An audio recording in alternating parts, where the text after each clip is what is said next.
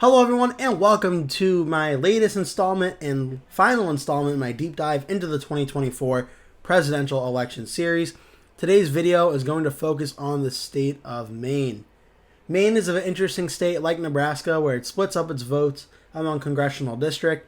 So there will be 2 electoral votes given to the winner of Maine statewide and then 1 electoral vote for each congressional district. Maine has 2 congressional districts, so it'll be a total of 4 electoral votes for Maine. And however, maybe there's a little bit of a tease, not all of them may be won by the same candidate. So I'll tell you more about that in a little bit. But first, looking at the voting history for Maine, the state at large, in 2020, Joe Biden won the state of Maine by 9.1%. 2016, Hillary Clinton won the state by 2.9%. And in 2012, Barack Obama won it by 15%. Right now, the current polling average we have for Maine, the only polling data we have, has Kamala Harris at 54%, Donald Trump at 42.3%. As for the national vote margin, in 2020 it was won by 4.4% by Joe Biden, 2016 it was won with 2.1% by Hillary Clinton, and 2012 it was won by 3.9% by President Obama, an average margin of 3.5% across the last 3 elections. Right now, as of the day I'm recording this video, it is currently tied between Donald Trump and Kamala Harris, extremely close to the popular vote level. What that means for the Electoral College, given everything else being equal, that should be a good sign for Trump, but we're going to have to wait and see on Election Day and find out for sure. But if the popular vote is tied, that would be a very good sign for Trump. Looking at how Maine votes compared to the national vote, in 2020, Maine voted 4.7% more Democratic than the popular vote. In 2016, Maine voted 0.8% more Democratic than the popular vote. And in 2012, Maine voted 11.1% more Democratic than the popular vote. That is an average difference of 5.5% more Democratic than the popular vote of the United States. And specifically from 2016 to 2020, Maine voted about 2.75% more Democratic than the popular vote. Looking at some presidential forecasts for the state of Maine, Real Clear Politics has the state listed as lean for Kamala Harris, whereas Sabado's Crystal Ball, 538, Decision Desk HQ in the Hill, and Cook Political Report all have the state as a likely Kamala Harris state.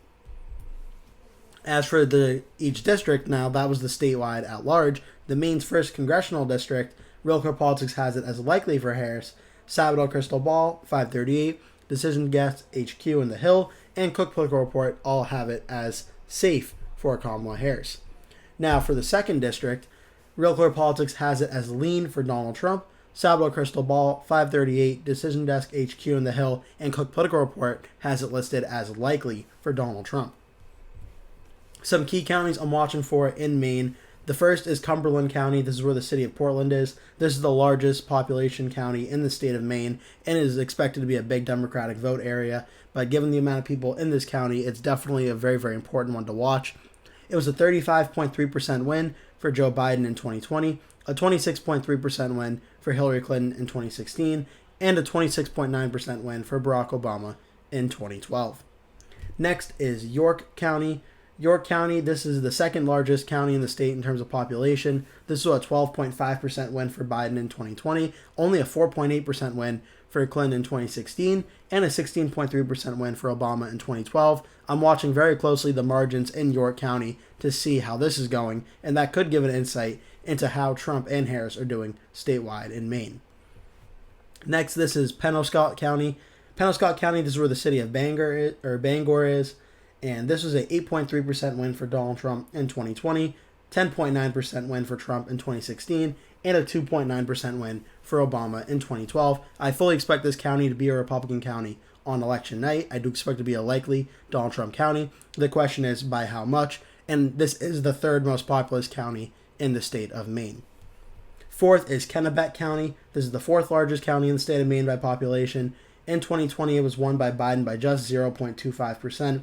In 2016, it was won by Trump by 3.6%, and it was won by Obama in 2012 by 13.5%. I'm expecting this one to be very close on Election Day and could potentially flip once again from Republican to Democrat, from Democrat to Republican. So this is a very close one. And lastly, the hardest county to pronounce for sure that I'm definitely going to get wrong, Androscoggin County. This was a 12.8% win for Obama in 2012, a 9.4% win in 2016 for Trump, and a 2.8% win for Trump in 2020. This is the fifth largest county in the state of Maine. Maine is not a very large state in terms of population, so the Cumberland County certainly holds a lot of population power over the rest of the counties electorally, but still, these are the five largest counties in terms of population, and it's also worth noting that 4 out of the 5 of them should at very least be some form of competitive on election night. Looking at the Maine county map statewide, in 2020, Joe Biden got 53.1% of the statewide vote. Donald Trump got 44%. Cumberland County, which is right down here, this is again where Portland is, was 65.7 for Biden to 30.4 for Trump. York County, just south of it on the border with the state of New Hampshire, was 54.3% for Biden, 41.8% for Trump. Penobscot County, you're going to find right here, 52% for Trump, 43.8% for Biden. Kennebec County, it's going to be this county right here, 48.1% for Biden, 47.8% for Trump. And lastly, we have Androscoggin County right here, this one right in between Oxford and Kennebec, 49.3 for Trump, 46.5 for Biden. That was 2020. 2016, 46.3% for Hillary Clinton statewide. Donald Trump got 43.5%. And in Cumberland County, it was 59.9 for Clinton, 33.6 for Trump. York County, very close, 48.9 for Clinton, 44.1 for Trump. Penobscot County, 51.7 for Trump, 40.8 for Clinton.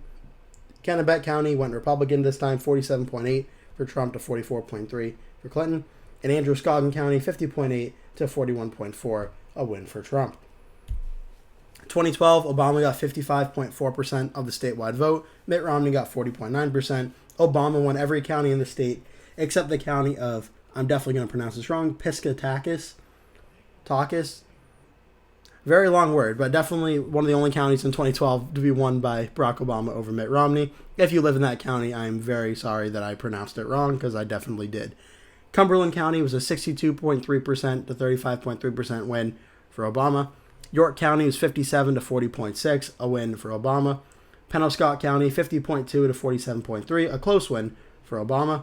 Kennebec was 55.2 to 41.8, a win for Obama. And Androscoggin, 54.8 to 42.1, a win for Obama. Looking at the presidential parties in the state of Maine, in 2020, Joe Biden got 53.1% of the statewide vote. 2016, Hillary Clinton got 46.3% of the statewide vote. And in 2012, Barack Obama got 55.4% of the statewide vote, an average across the three elections of 51.6%. As for our 2024 estimated range, the highest total minus the lowest total, 55.4 minus 46.3, that gets a difference of 9.1%. Adding 9.1 to the high end, subtracting it from the low end, got an estimated range of 37.2 on the low end to 64.5 on the high end. Certainly a very, very large range for the state of Maine. I'm definitely expecting it to be somewhere between the 50 to probably 55, 56% range is where it's most likely to fall on election night. I don't think it's going to be anywhere near 37% on the Democratic side, and 64.5% seems way too high as well. The 50 to 55, 56 area is where I'm watching for the Democrats. On the Republican side, in 2020, Donald Trump got 44%. 2016, Donald Trump got 43.5%. And in 2012, Mitt Romney got 40.3%. This was an average across the last three elections of 42.6%. And for the estimated range of the highest, 44, minus the lowest, 40.3, that got a difference of 3.7. Adding 3.7 to the high end, subtracting from the low end, that got an estimated range of 36.6 on the low end and 47.7 on the high end. As for where Trump falls around this, he got 44% in 2020, and that was the highest he got. It is going to be a more Republican-friendly national environment in 2024 than 2020. So there is a very small chance that Trump could actually become very, very close in the state of Maine, like under 2 or 3% of the vote in the state of Maine. I'm not feeling it's the most likely situation to unfold, but that 47.7% is technically possible. But I think it's more likely Trump's going to get somewhere around 44 to 45% in that range on election night. I don't think he's going to go up 2 or 3 percentage points. I think it's a little wishful thinking at that point. I think Trump getting around 44.5% is where I think he'll do, where he'll improve on his 2020 and 2016 margins.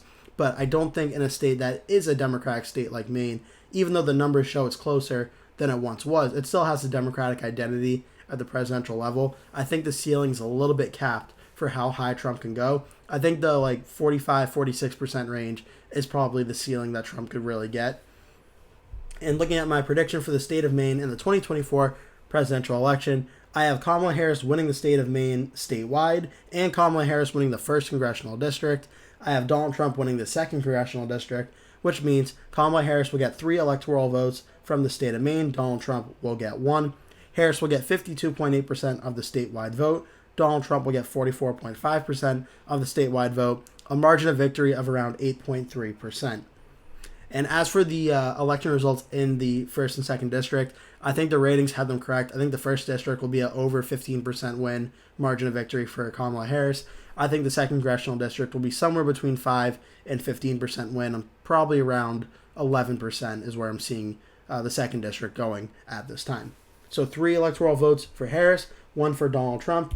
And now for the final time, looking at my deep dive into the 2024 electoral map, where Kamala Harris finishes with 226 electoral votes. Donald Trump finishes with 312 electoral votes. This is going to be my final prediction for the deep dive series. I think Trump will get 312, Harris will get 226, and I think Trump will be elected the 47th president of the United States after carrying a lot or most of the key toss-up states of Nevada, Arizona, Georgia, North Carolina, Pennsylvania, Michigan, and Wisconsin. And I think right now, obviously we have 2 weeks until the election, so things can always change. But the popular vote being tied right now, at least in my interpretation, is a very good news and good view that Trump has a good chance at winning on the Electoral College. And I think 312 to 226 is how I think is going to go down on election night right now. But of course, we're going to have to wait and see on election night until what really happens. But in the meantime, if you watch my deep dive series and all the states I've done before this, thank you so much for watching. I really appreciate you taking the time to watch these videos. It's been a ton of fun and a ton of hard work making these, so I really hope you enjoyed them. As for the deep dives themselves, this will not be the last deep dive because I do have some Senate videos coming out in the next few days leading up until the election, so stay tuned for that. In the meantime, please enjoy the sneak peek at my 2024 full election night prediction, where I go over the poll closings and the state call for the state of Maine. Please enjoy.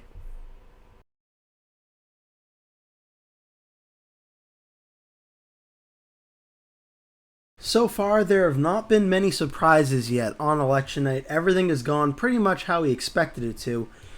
The 8 p.m. poll closings on the East Coast will be the first potential real test on if there will be any surprises and things will be shaken up. At 8 p.m., we have several states with their polls closing, including some very important key states which may have very important electoral significance. The states with poll closings right now are Alabama, Connecticut, Delaware, Washington, D.C., Florida, Illinois, Maine, Maryland, Massachusetts, Mississippi, Missouri, New Hampshire, New Jersey, Oklahoma, Pennsylvania, Rhode Island, and Tennessee. Let's take a look at the projections we can make at this time. The state of Maine splits its electoral votes by congressional district and allocates 2 electoral votes for the winner of the state at large.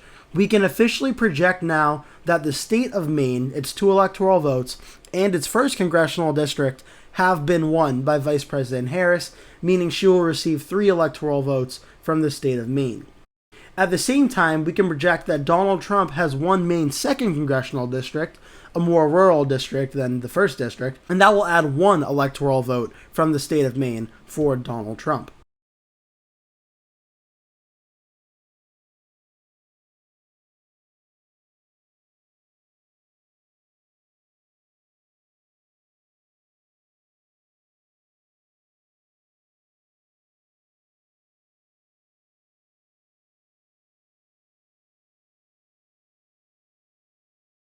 That will do it for today's video. Thank you so much for watching. If you enjoyed the video, please remember to give it a like. And if you really liked it, please remember to click the subscribe button. And make sure you turn post notifications on so you always get notified when I post a new video. That way you never miss one. Also, please remember to share this video with your friends and family if you really like the video. And remember to stay tuned because I'll be posting at least one video every single day leading up until Election Day. So I'd really appreciate it if you keep coming back and watching those videos. Thank you so much for watching, and I hope to see you in a future video.